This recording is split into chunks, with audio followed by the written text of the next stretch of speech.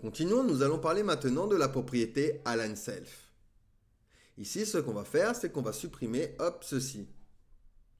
Par contre, on va laisser un align items parce que je ne veux pas de stretch et je vais utiliser du coup un flex start pour les mettre en haut.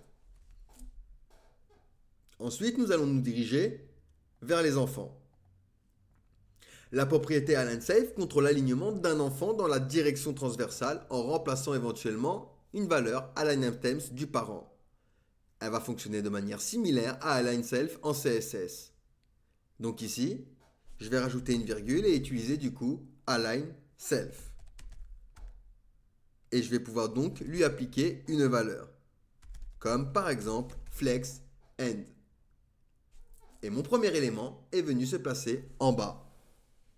Nous avons également du coup flex start et auto. Auto, l'élément utilisera la valeur d'align items de son parent. Flex start et flex end, on l'a vu avec les autres, donc on le place soit au début, soit à la fin. Et sinon, nous avons stretch qui va venir l'étirer. Donc ici, je peux lui dire stretch. Et seulement mon premier élément va venir s'étirer. Donc en utilisant align self, vous allez pouvoir spécifier l'alignement transversal d'un élément enfant individuellement. Et ceci va remplacer l'alignement défini sur tous les enfants par align items du parent.